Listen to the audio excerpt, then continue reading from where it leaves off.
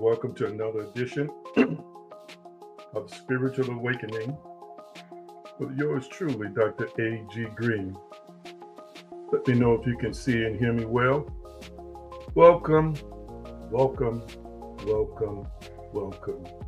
What a day, what a week it has been. I encourage you to tag and share. Share and tag. Tag and share. Share and tag. Let me get up and turn the light on.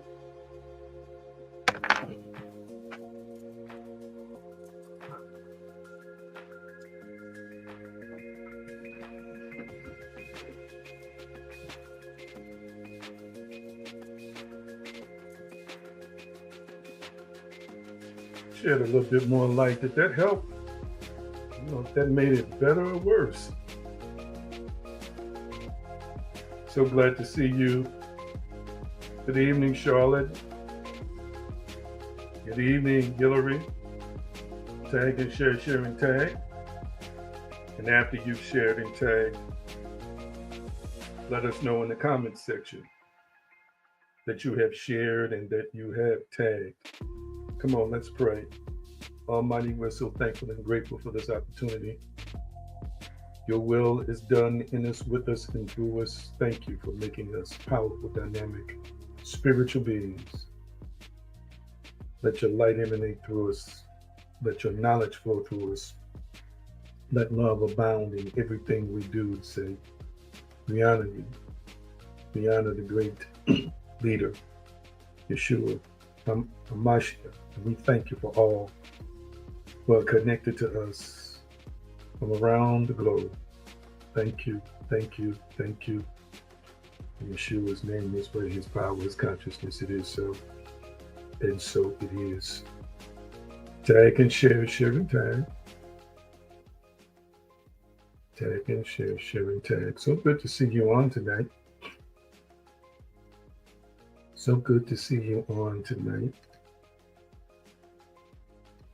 Don't forget to put it in the comments section, whether on YouTube or Facebook, I shared, or however it is you want to phrase it, to let folks know, or let me know and others that you have shared the broadcast. on this particular night. And of course, you always know I like to remind you that you are a divine species, the offspring of what I believe to be an eternal, immortal, powerful creature, powerful creator, I should say. You are powerful. And I want you to type in the comment section on the power. I am powerful. As a matter of fact, I want you to speak it out loud. I am powerful. Come on, type it in the comment section, family. I am powerful. Powerful by divine permission. Powerful by divine design. I am powerful. Oh, now to him that is able to do exceeding abundantly above all that we ask or think, and it's according to the power that worketh in us. Come on, speak it out loud. I want you to tell me in the comment section how many times did you speak I am powerful out loud. Come on, talk back to me in the comment section. How many times did you speak I am powerful out loud? I want to hear from you real quickly. How often did you speak it out loud? Don't just type it, decree it. Don't just type it, speak it. All right, we've got one person who said 3, another person who said 3. Look at here. And then 4, she said, if I'm counting this morning, awesomeness, something you should remind yourself to say daily. What an awesome, powerful privilege it is to be as powerful as you are. I want to remind you to follow me at the various social media platforms that you see listed at the bottom of the screen. Connect there. Leave me inboxes, like whatever you see, share it with your family and friends. We try and dispense positive messages from those social media sites. I want to also remind you as well to make sure you pull up a chair and visit theaggreen.com. We'll be updating it in a couple of days. Theaggreen.com. That's theaggreen.com, where we will keep you updated and abreast as to everything that's going on that's related to what we're doing here online. Now, let me check in with you real quickly. I need to know what's good. What's good? In brevity, tell me what's good. I'm checking in on you. Let me know how your week is going. Some folk call this hump day, unless you're watching it after hump day. Nevertheless, just check in with a brother and let me know how you are doing on this particular day while I'm sipping on my coffee and give me some energy. I want you to tell me how you're doing. How you doing? How has your week been going thus far? Real quickly, remember there's no judgment here. It's purely subjective. It's purely based on what you think, right? It's based on what you think. Make some adjustments here to the camera. It is strictly based on what you think. So tell us, share with us what's good. Let's see here. Been receiving much grace. My week is good. Wonderful, wonderful, wonderful. Anybody else? Anybody else want to share how your week has been going thus far? How has your week been going thus far? Checking in with everybody. Before we get started, let's see here. I've had a good week, but I've been feeling exhausted. Understandable. Understandable. I've been dealing with a little bit of that myself. Some extra things added to my plate. Anybody else want to check in with us? Tell us what's good. Tell us how your week is going. Wonderful, wonderful. Thank you for those who did share. And we're going to believe that it's definitely going to get better for you. It's going to improve for you. I'm going to start a series with you that I would discuss with you from over the next few weeks. Want my assistance to pull up a couple of texts for us. Philippians 3:13. That's Philippians 3:13. Want you to pull that text up for us, and we're going to be working from there just for a few weeks. I am typing something real quickly here. Philippians 3:13. Gotta have your keys on the right keys to type the right things. Thank you so much. And when they put that up, I will put it up on the screen for you to see. Let's see if the text is up yet. All right. Many people can quote the text, but it's all good. We want to put it up so that you can be able to see. Starting with the NIV. Brothers and sisters, I do not consider myself yet to have taken hold of it. But one thing I do, forgetting what is behind and straining toward what is ahead. Interesting. Straining toward NIV. Brethren, I count myself to have apprehended, but this one thing I do, forgetting, I count not myself, to have apprehended. But this one thing I do, forgetting those things which are behind and reaching forth to those things which are before. We want to focus on the latter part of the text, forgetting those things which are behind and reaching forth to those things which are before. Thank you for your guidance. He shows name, scars for his consciousness and his soul. I want to just take my time over the next few weeks in the spiritual awakening, the spiritual study. I want you to type in the comment section, living now. Type in the comment section, living now. I'm trying to sit up straight. Type in the comment section, living now. Living now. Living now. Let me move some things around on my screen. Let's see it come up in the comment section. Living now. Let's see what we're looking at here. All right, thank you so much. Let's see. Thank you so much for putting that up on the screen and typing it in the, I should say, comment section. That's me putting it up on the screen. Interesting passage from Job discussing the tension of life. Life is going to, in this life, in this reality, and when I say this reality, I mean this three-dimensional physical one, the mental and the physical. There's going to be some tension. As much as we aspire and partner with God to create a reality for us that is stress-free, or maybe I should say harmonious, there are going to be some times when there's going to be some paradoxes. There's going to be some paradoxes. There are going to be some things that are conflicting or appear in our world to be conflicting.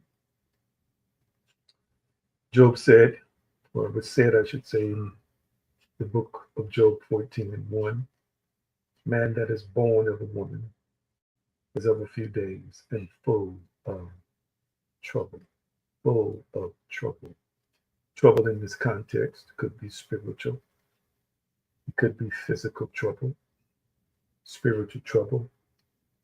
There are a lot of people who, as spirit beings, don't know they're spirit beings. There are a lot of people who appear to be under the assault of other spiritual beings. There are people who are in spiritual disarray, a form of spiritual degeneration and spiritual decay, spiritual ignorance, that's trouble. Then there could be mental challenges, mental challenges, mental challenges. These are things that are native to us. These are things that are unique to us. These are things that are subjective to us, whether it be mental in terms of some kind of mental disease, or whether it be mental in terms of dealing with some things psychologically that are debilitating to us, trauma that converts itself into baggage, trouble. You can have physical trouble, what's called physical trouble, ailments in the physical body, disease or diseases, diagnoses that make our lives complicated. There can be social trouble. If we ask and took a poll from people on both sides of the political spectrum, we would probably, in this moment and in this hour that this broadcast is being propagated, hear the results saying that there is some trouble in our society. Trouble politically, trouble socially, trouble in terms of judicial trouble, criminal trouble. These are all things a part of uh, that could be defined as trouble, vocational trouble, that could be trouble in a career. Yes, these are all perspectives, these are all interpretations, but yet when they show up in our world as tension or as oppositional, as adversarial, it creates um, it creates stress, stressors, and something that is, the antithesis, something that appears to take a stance against us.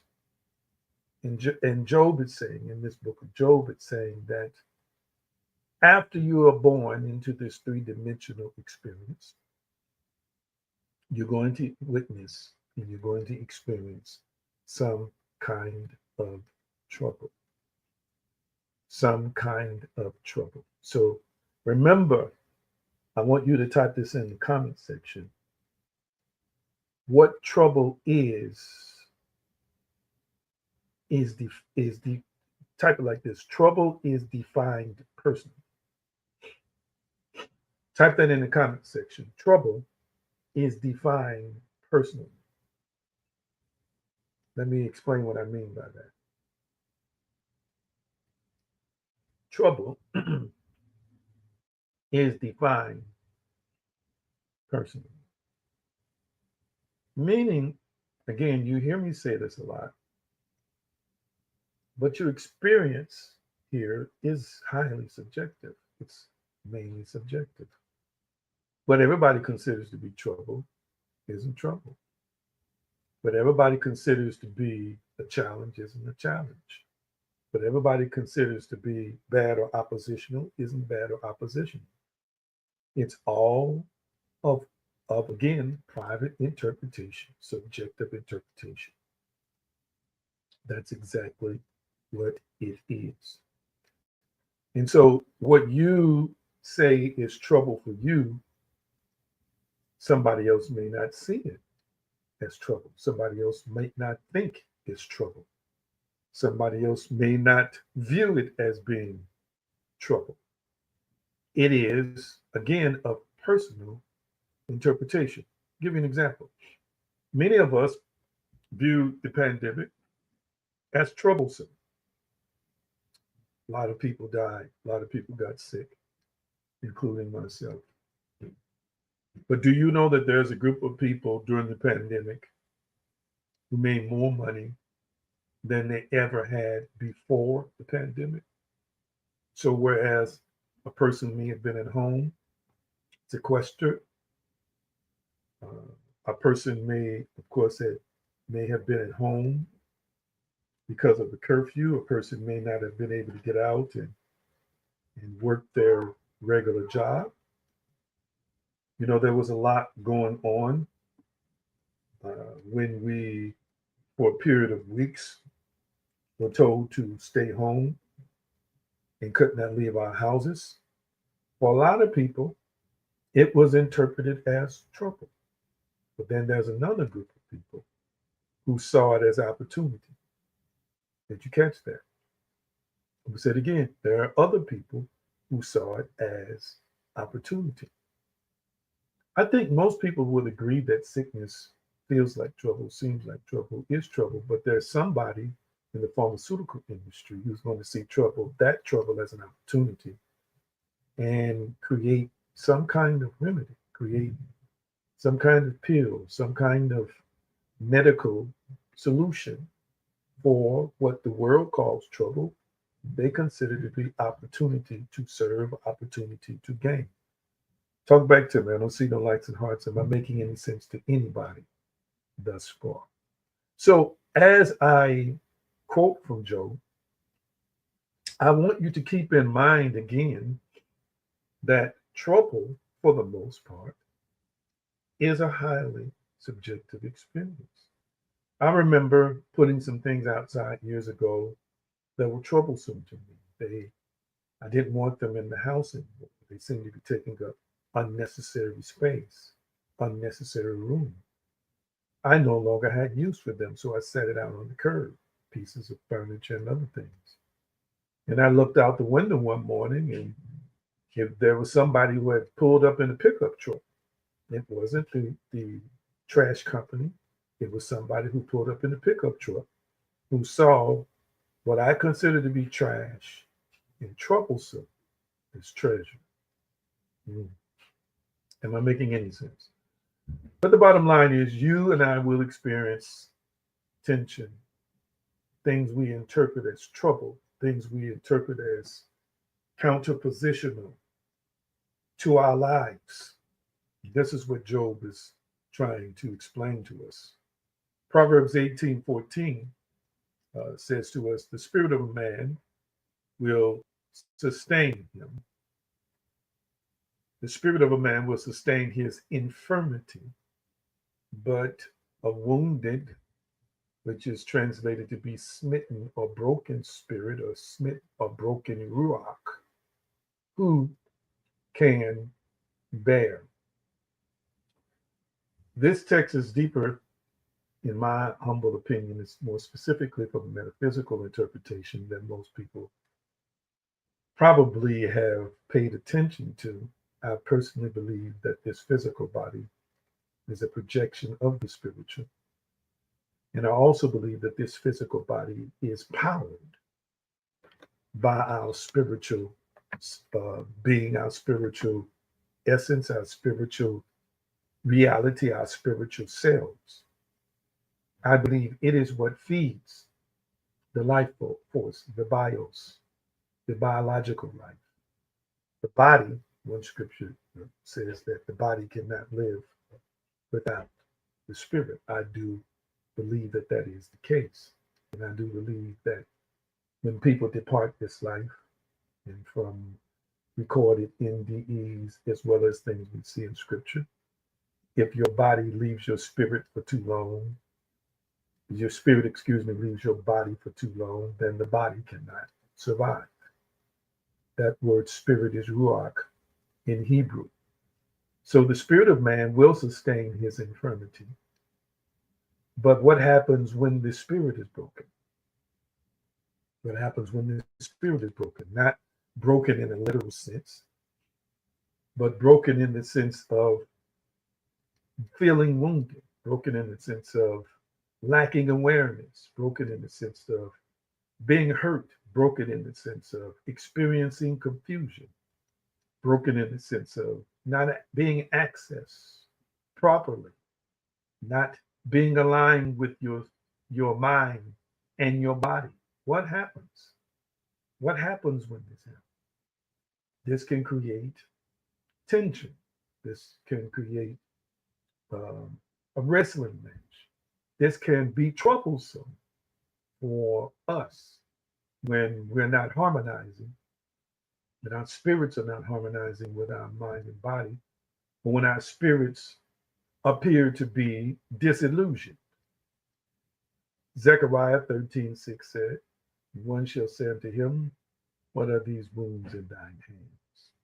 And he shall answer, those which I was wounded in the house of my friends. Here is another form of problems. Here's another form of tension. Here's another form of what we would consider to be trouble when we are betrayed by people that we love. I got to ask you a question in the comment section and let me know. You don't have to answer it if you don't want to. But I just want to take a brief poll to see if anybody has experienced this. Have you ever been wounded by somebody that you love, a family member or a friend? Type yes or no in the comment section. I'm going to take a brief poll here. I'm going to take a brief poll here of people who've been hurt by someone that they love. I want you to know that that's problematic for us when it happens, because thank you for your responses. I see them coming in on YouTube and Facebook. Because when that happens, the wound feels deeper.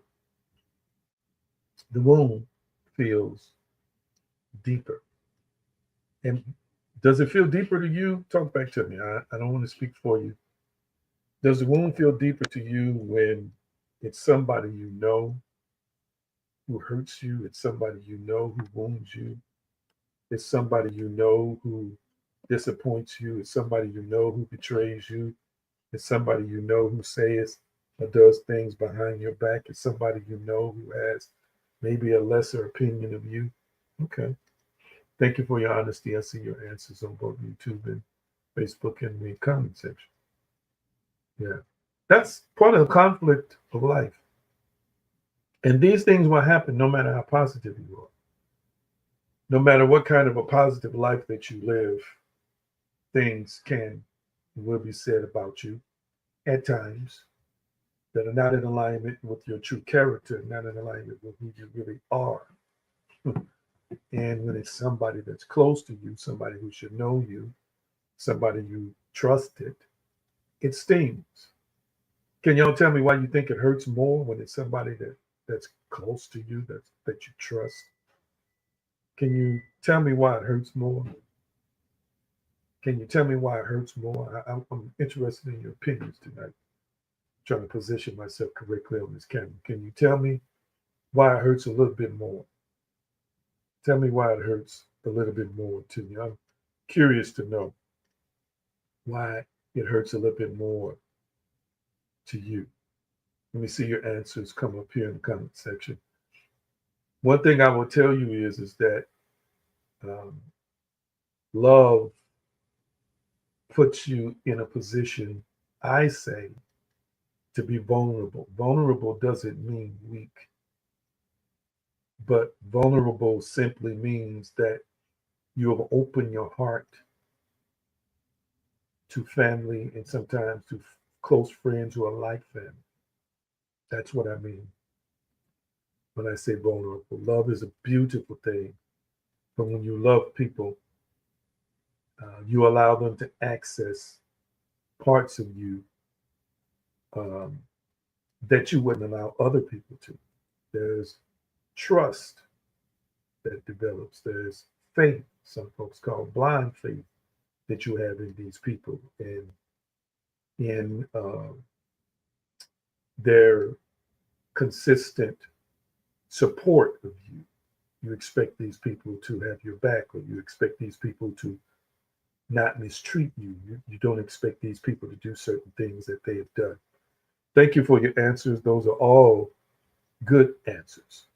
So personal wounds are part of the conflict of life. I want to get into something a little bit deeper now. Let me get into something a little bit deeper for your consideration. Um, I want you to understand that an unresolved conflict of what we call the past exists in our present in a time loop.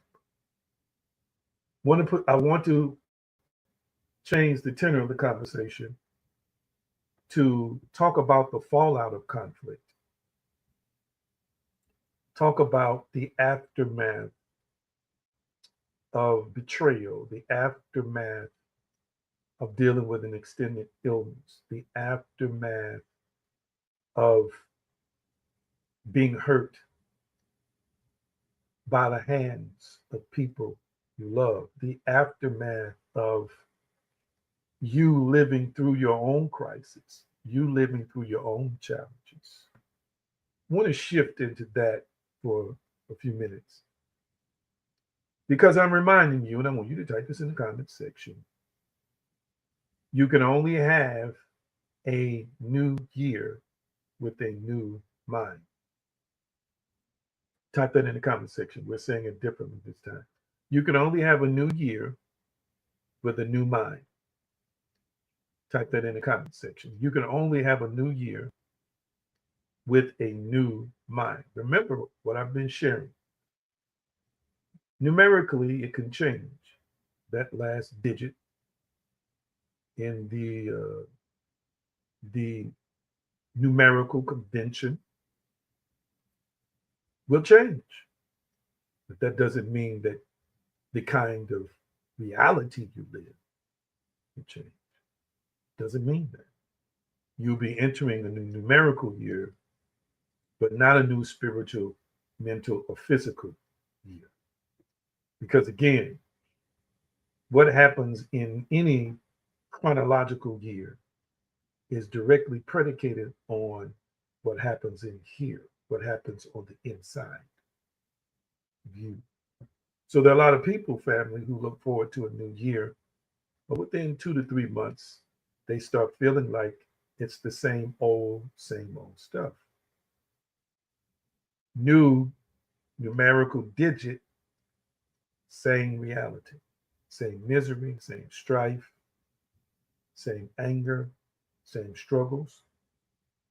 Have you ever experienced that before? You were hyped at the end of one year, in the beginning of the next, and by the time you got 3 or 4 months, the motivation seems to have waned. And it looks like this is more of a repeat. You got a lot of prophecies, you got a lot of words, and by the time you got to June or July, it just seemed like it's the same thing.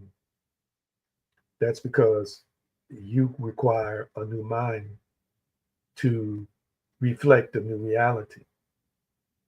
You require sometimes a new mind to take you to a new level or a new dimension to then live from that place.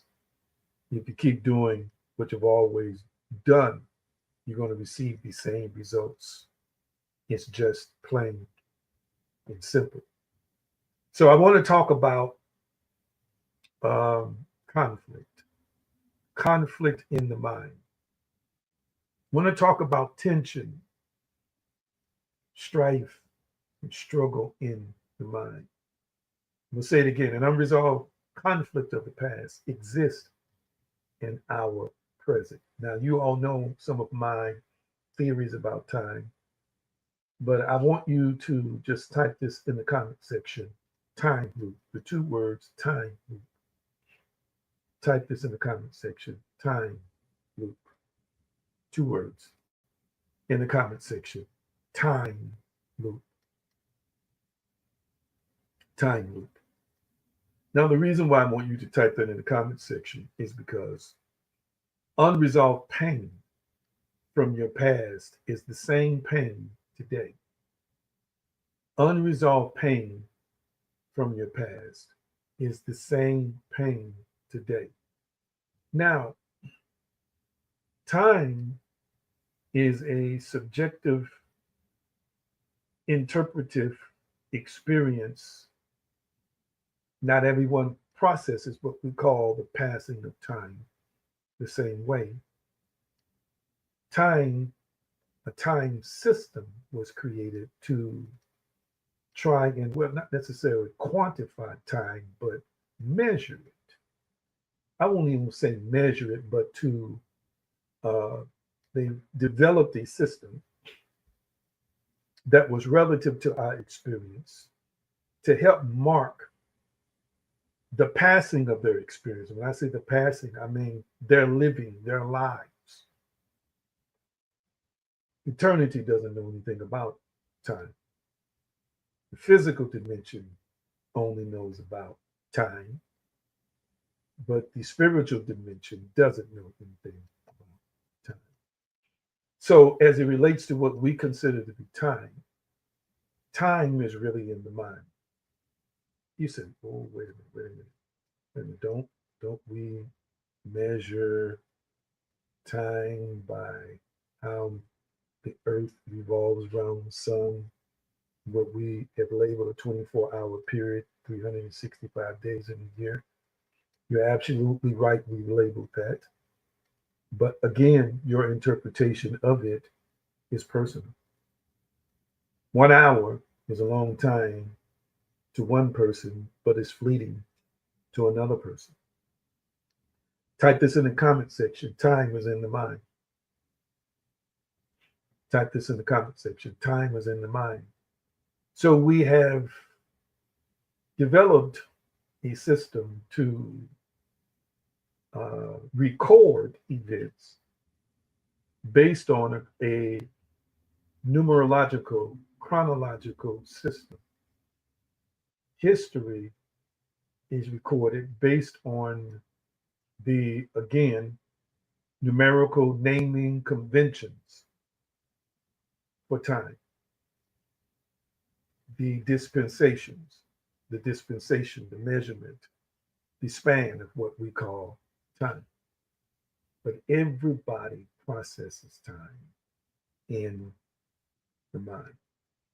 So if I called out a particular year to you, it would mean something different to you than it would to somebody else. That period of what we call time in the mind would be perceived differently by somebody else who's had a different set of experiences in the same numerical year. Their interpretation of whether it was a good year or not, a good time or not, is highly subjective. So what I want you to understand is that um, hurt occurs on particular days and times.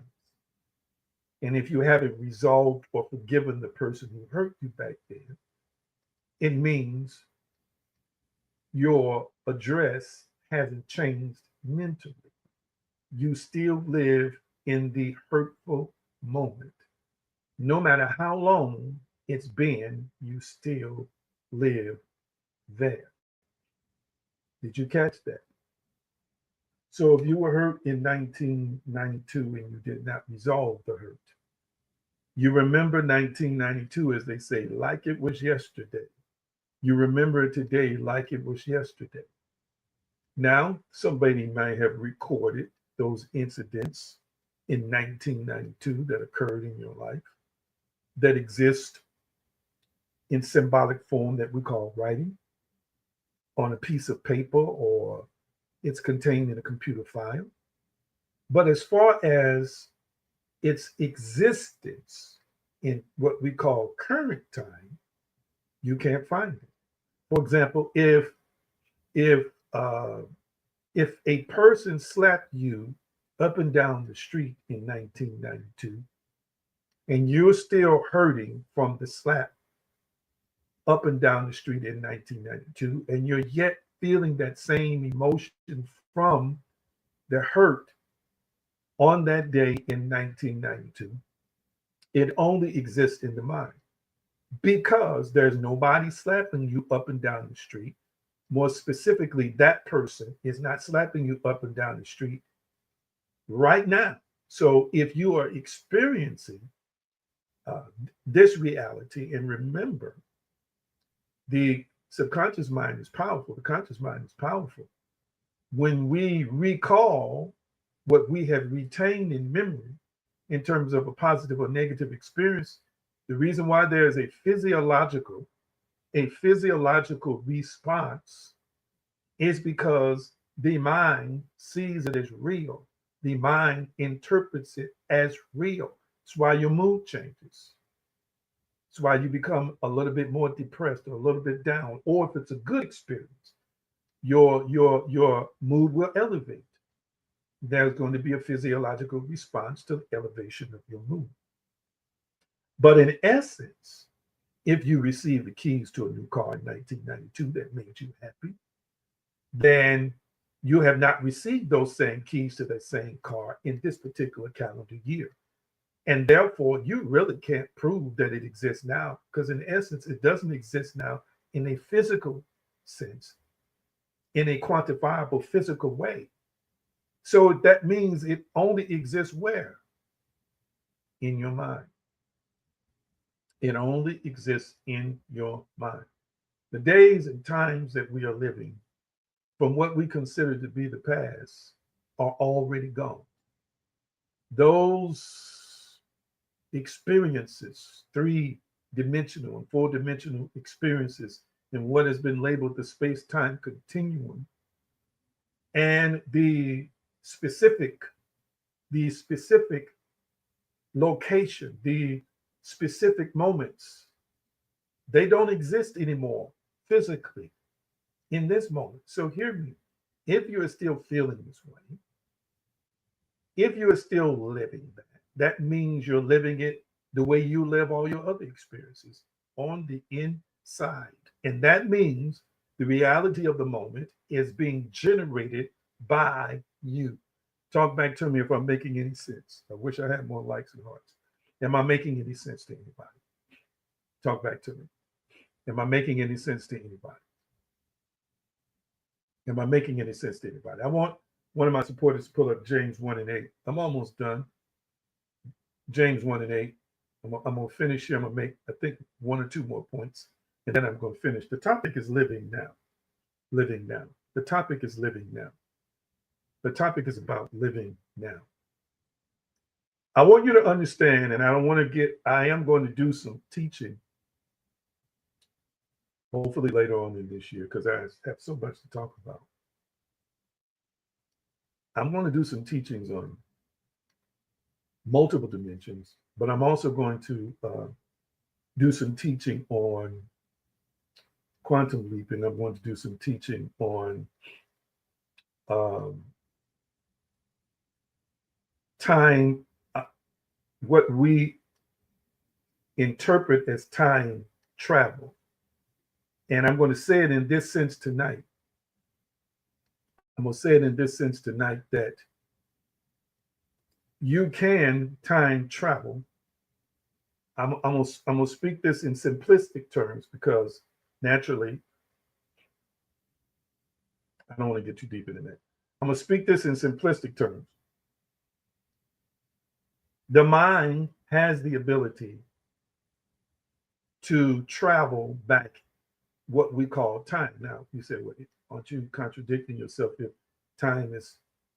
that past no longer exists, then how can you go back in time? Well, the truth be told is that my point is that when you live the experience that happened to you in 1992, nobody around you, family, sees the same set of circumstances that happened on that day in 1992. But you, nobody feels it like you feel it. And in that sense, your mind has recreated that moment in time. So you're here physically present, but in one sense, mentally, you shifted dimensions. And the same mindset you had on that day in that particular year, you are living right now. Some of you can smell the room, you can smell the person. Some of you can feel the exact same emotion, the exact same heartbeat or heart rate, perspiration, whether it was happiness or sadness. You are literally recreating a moment that didn't exist in the now until you brought it in the now. Am I making any sense to anybody? Talk back to me if I'm making any sense to anybody. James 1 and 8. Such a person is double minded and unstable in all they do. King James, a double minded man is unstable in all his ways. Why do I use this text? A lot of times this text is used for the wrong purposes, in my opinion, but there's multiple uses. I guess it's kind of like a Swiss Army knife. But it literally means two souls. Double minded literally means two souls, two minds. Did you catch that? Two souls, two minds. Now, but what I've taught you about from scripture, as he thinketh in his heart, so is he helping you to understand life and reality and live from the inside out, and helping you to understand that the things that you and I develop faith and a conviction about internally, always, if we persist in believing it, whether it's positive or negative, it will always show up in the three-dimensional world. A two-minded, double-minded person has a tension that's taking place inside of them. So if I'm living in my mind, within my mind, if I am creating the reality of my life within my mind, are you hearing me? Then that says to me, if I got more than one mind, I got more than one way to create. I'm creating from each mind. That's where the instability is. You are creating from more than one mind. I want you to catch what I'm saying today. And with every mind, it's not just a schemata. It's not just it is a schemata. It is a paradigm. It is a state of consciousness. And you and I live and interpret life and form conceptualizations and define things and come up with personal philosophies and core beliefs from within the mind. Just imagine if you had two of those. Two different minds. I'm not talking about multiple personality disorders, although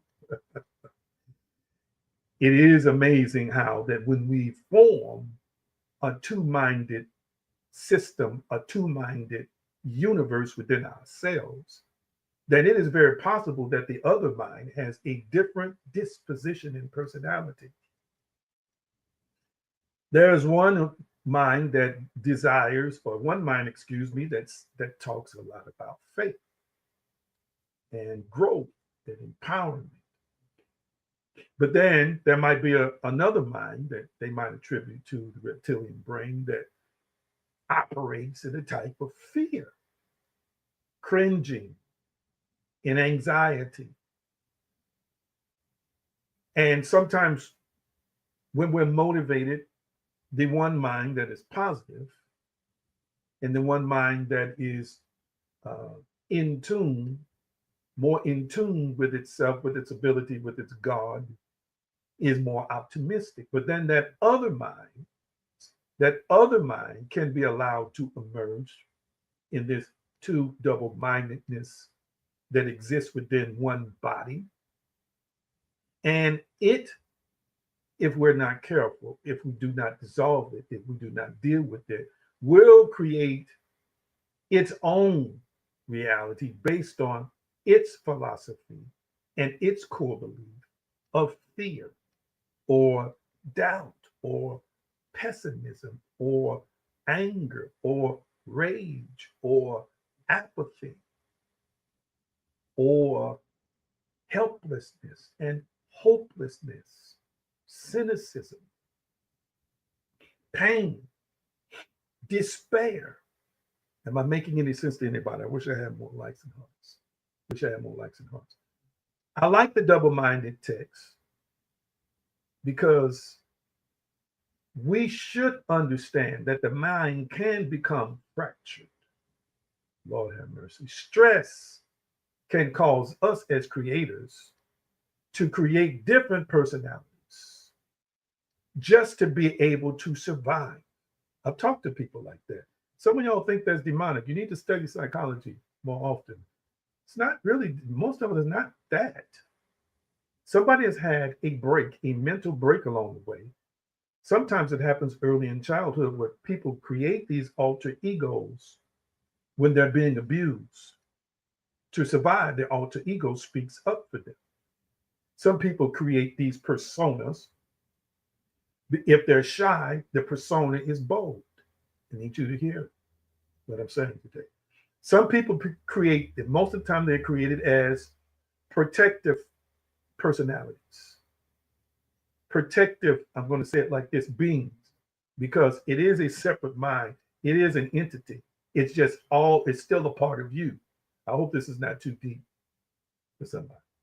So this double-mindedness, this two-mindedness is real. And watch this. So what if you had a mind that was committed to living every moment now, every moment as if it was the only moment, believing completely in this moment, believing God, believing in themselves, believing in who and what they are, believing in the path that they are on. But what if there was also another mind in operation that was created earlier in your life or that you allowed to develop,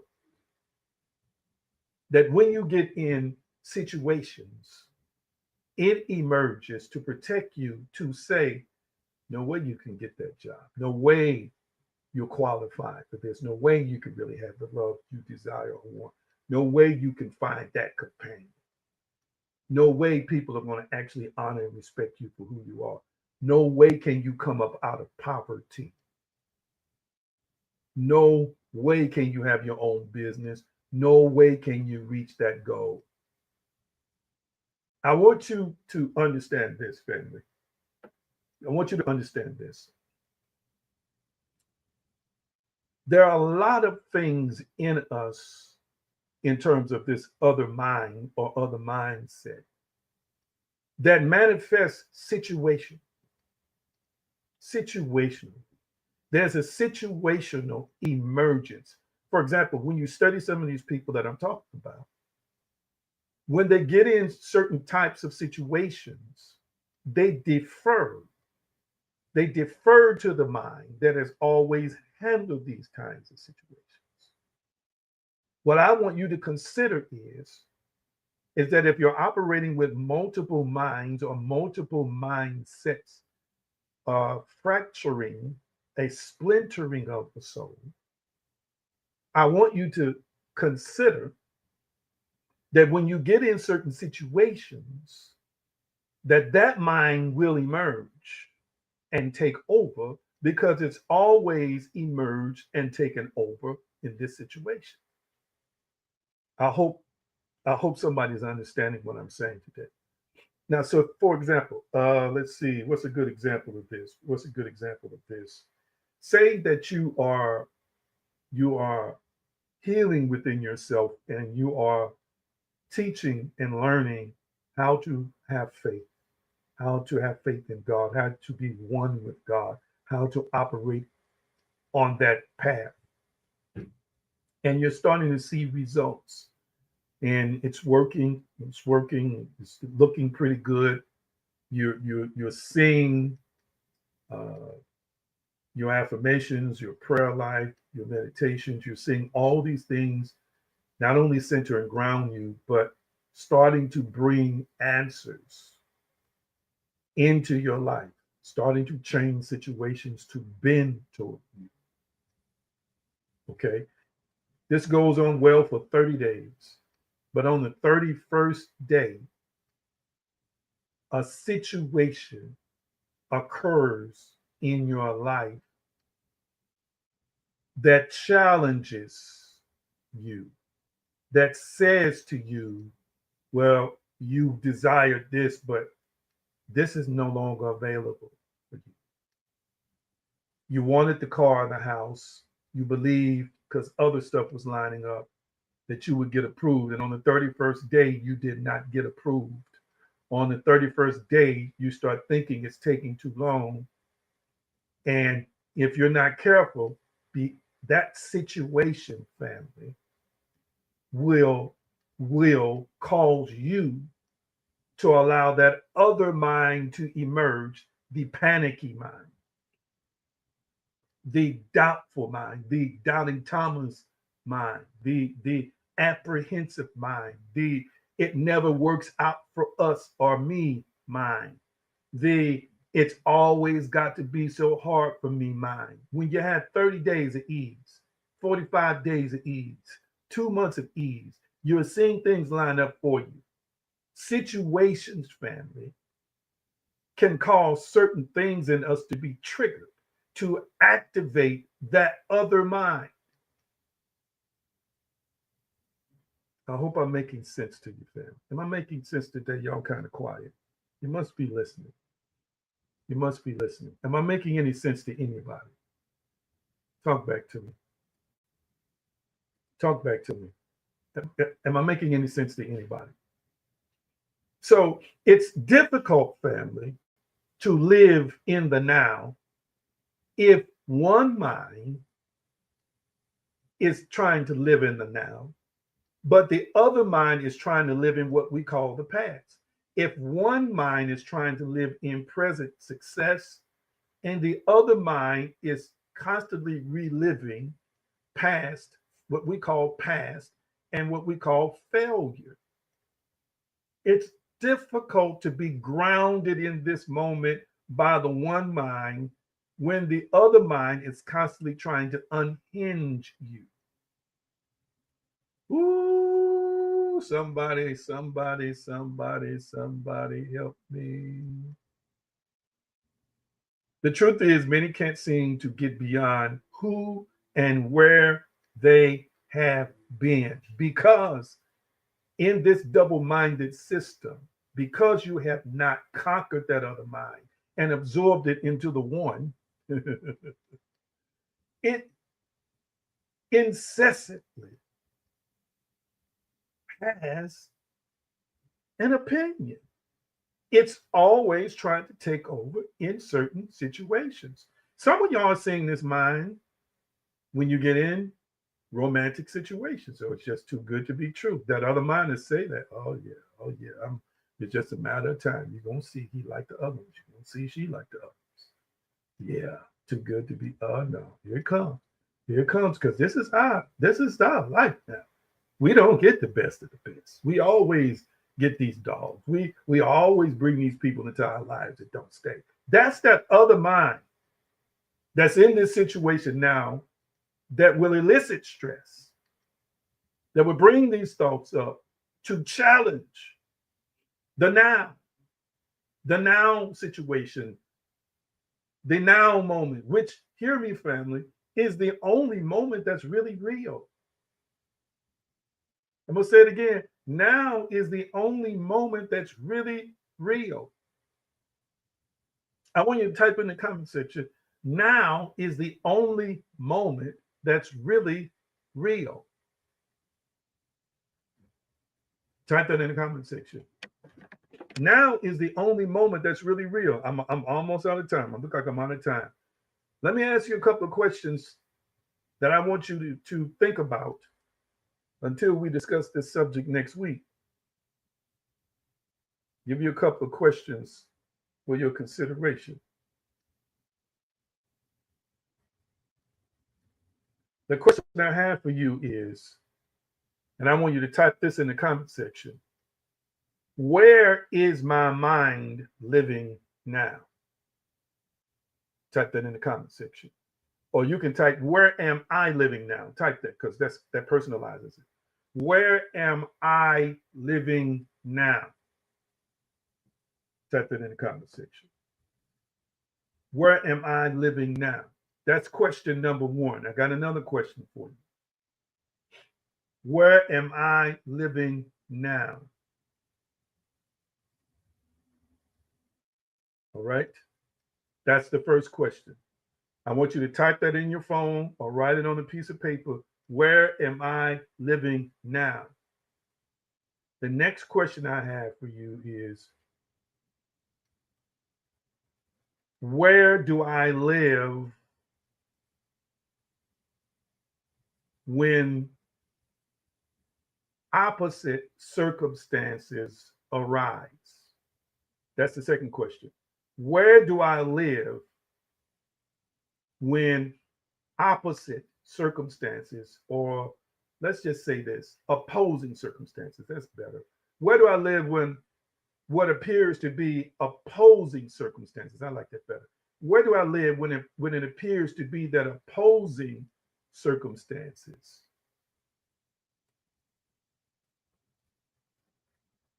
pop up in my life? Where do I live when it appears that opposing circumstances pop up or enter my life? Type that in the comment section for me. First one is, where am I living now? Where am I living now? I want to see that second question come up so I can put it up on the screen. With that second question to come up so I can put it up on the screen. Okay, here we go.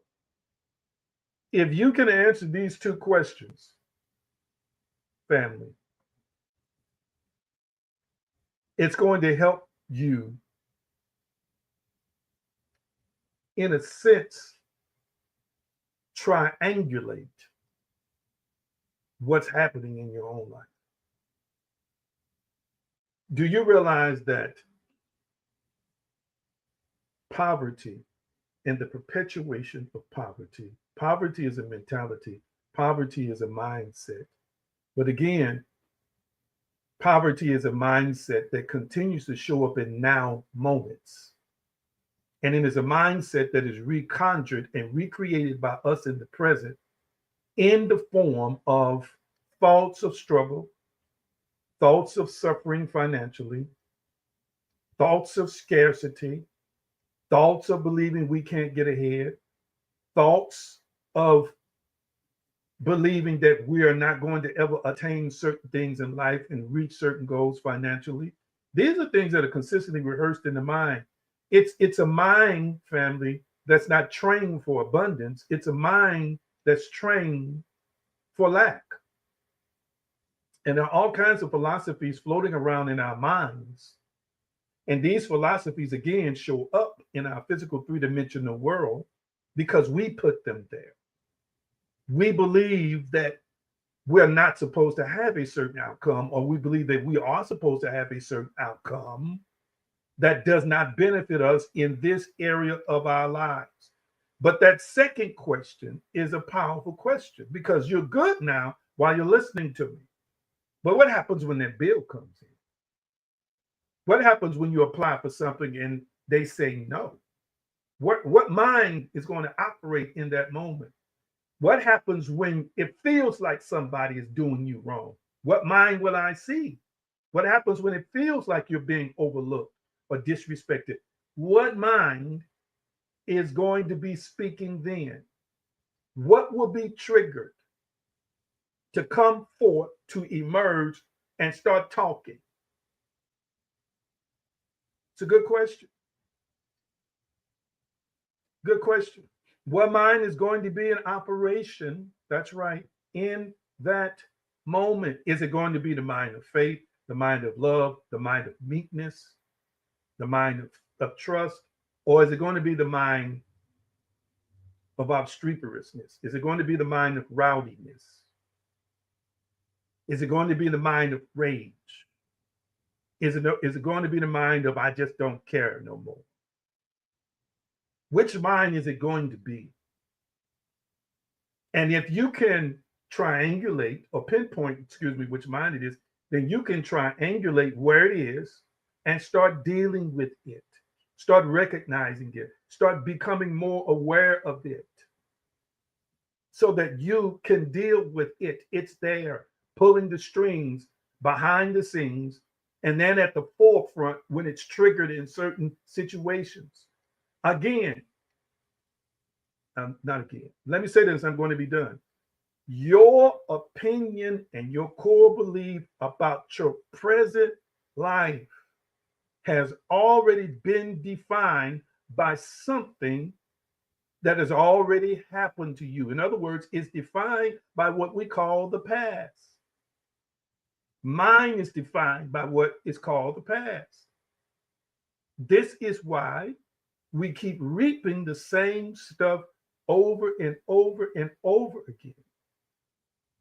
Because a philosophy, a belief, a mantra for living today, if it's not altered, if it's got you sideways, if it's caused you to be off track, if it's caused you to have struggles you don't want to have, what that means is that that mindset from what we call yesterday and yesteryear is still the dominant operating system in your mind today in this now moment. So that core belief accumulated over time. Well, those core beliefs, those core emotions, those core feelings have accumulated over what we call time or span of years to crystallize into the personality, the persona that is you. And it is operating the now moment. And the only way to take its power, the only way to seize its power, the only way to conquer it and master it is to be aware of that mind when it emerges and cause it to be subject to the new mind that's carrying the dominant new thoughts that we desire. And every time it arises, you got to challenge it. You got to make it surrender. You got to make it submit. Wow, I feel that one. I feel that one. My God, I feel that one. You got to bring it into subjection. Like the scripture talks about every high thing that exalts itself against the knowledge of God. It's got to be brought in captivity. And I believe part of that knowledge of God is identity for you and I. I want to encourage you right now in this moment to consider those two questions. I got some solutions for you, but right now I want you to consider those two questions that we have asked or are asking ourselves. And in considering those two questions, the answers that came to our hearts and minds as we honestly analyze what's happening in us at certain places, at certain times, in certain situations in our personal life. From this honesty, from the honesty that we feel, from the honesty that we notice, from the emotions that register, from the circumstances that we realize are really us, we embrace in the moment. We accept in the moment that there's more than one mindset that operates. And that means like this. There are two forces. Two minds means two forces operating in us. And that's why there's this internal war going on. There's a side of you that has embraced God's plan, best plan, but there's another side of you that has embraced a lesser existence for you, a lesser version of you, my God. And the only way you're going to conquer and master it is start training yourself to live in the now. I want to release you. If you want to give, you can give. If you want to donate, I always am thankful for your donations. Use the donation opportunities that are on the screen. And you can always visit theaggreen.com, theaggreen.com. If you want to go there, find a donation page after this is over, and you can give there. Quickly talk back to me. What did you think about the lesson tonight? I want to hear your thoughts. What did you think about the lesson tonight? Talk back to me. What did you think about the lesson tonight? I'm scrolling, looking for a particular label to put up. I see it on here. What did you think about the lesson tonight?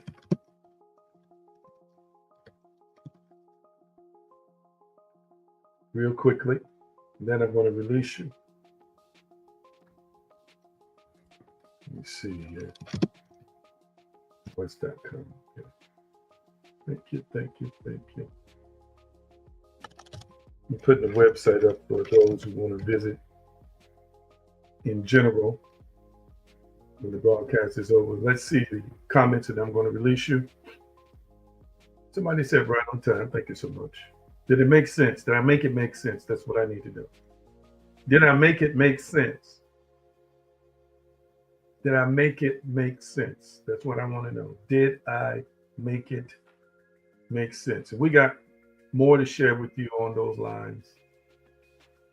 Got more to share with you on those lines. But did I make it make sense? That's my main question. Did I make it make sense? Because if I made it make sense, then family, I did what I came to do. So look for the second installment, Giving Opportunities. Again, I mentioned at the bottom of the screen, I'm going to release you with the Shalom Blessing. Let me see if I got any more comments that came up. I did make it make sense. All right. Love y'all so dearly. Enjoy the rest of your week and consider and ponder the two questions we ask ourselves tonight. Consider the answers to those questions. The answers to those questions are going to be very, very, very revealing for us when we can start moving forward and building a new heart and a new mind, a new paradigm. Now, I'm going to release you with the Shalom Blessing. Shalom, shalom, peace, wholeness, and prosperity. Nothing missing, nothing broken. Love you all so dearly. See many of you all in a few days. Enjoy your day.